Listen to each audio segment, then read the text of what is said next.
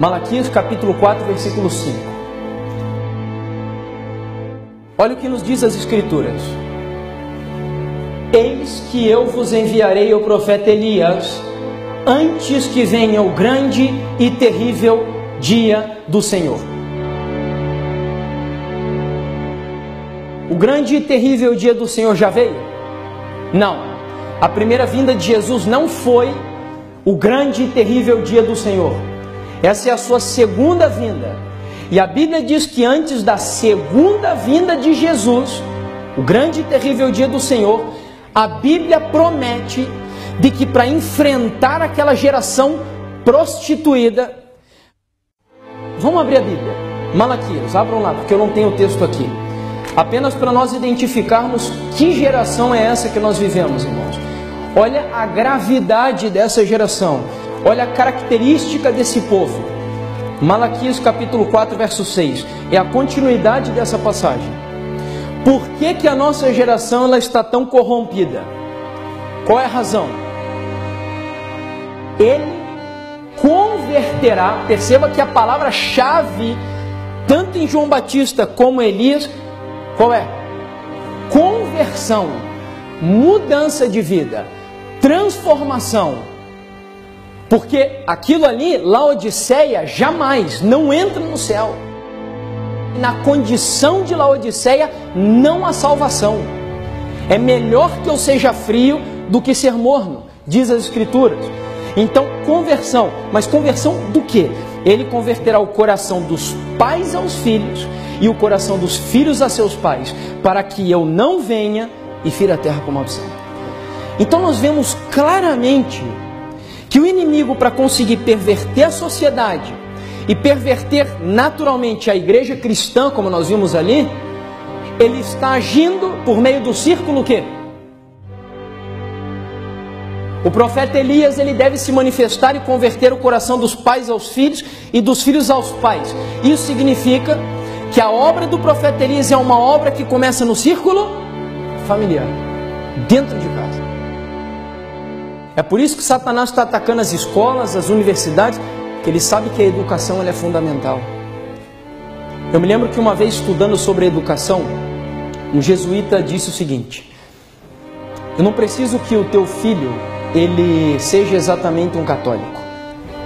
Deixe-me educar ele até os 12 anos de idade e ele nunca vai deixar de ser católico.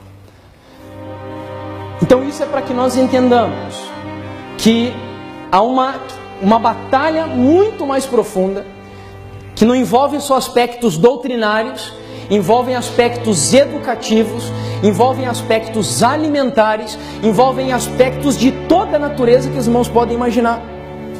Porque nós, seres humanos, que temos o cérebro como o centro de comando da nossa vida, todas as ações que nós praticamos, tudo aquilo que nós introduzimos aqui, é absorvido por meio das avenidas da alma. E as avenidas da alma são 5.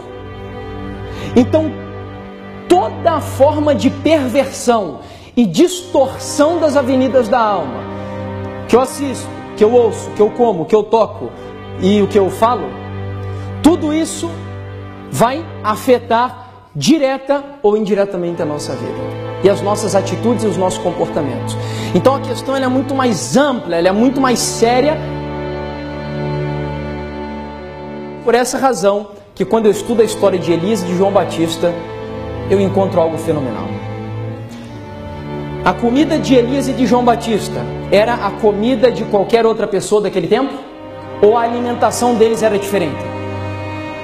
A alimentação deles era diferente.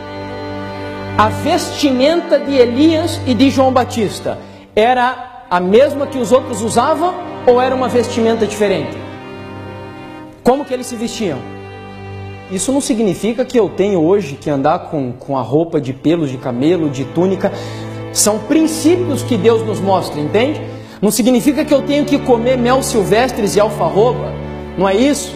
São princípios. Ou seja, eles tinham uma alimentação diferenciada porque eles tinham que ser diferentes na cultura apostatada que eles viviam.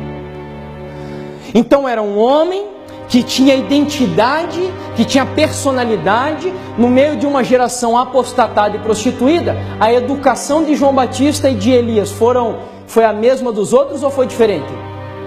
A moradia deles era diferente ou não, irmãos? Aonde que João Batista morava?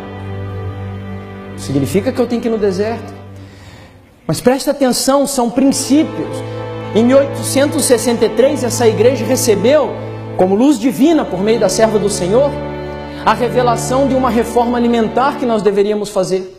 Em 1872, essa igreja recebeu, por revelação divina do Senhor, através da profetisa dessa igreja, uma reforma de educação que nós deveríamos fazer nas nossas famílias, nos nossos lares e na nossa vida. Então veja como Deus ele deu para o povo adventista uma mensagem completa, para mostrar para essa geração que se eles seguem no rumo que estão, eles se autodestruirão. Então a nossa igreja ela foi levantada por Deus para ser uma luz nas trevas desse mundo, e uma luz geral. Os adventistas têm que ser os primeiros na área de saúde, os primeiros na área de educação, os primeiros em todas as áreas da vida, porque a Bíblia tem uma promessa que ela diz que os mundanos um dia vão olhar para o povo do Senhor, e porque esse povo guarda os mandamentos de Deus, ela diz que os mundanos olharão para o povo de Deus e dirão o seguinte: verdadeiramente esse povo é gente sábia e entendida. É isso que o mundo vai confessar dessa igreja, desse povo.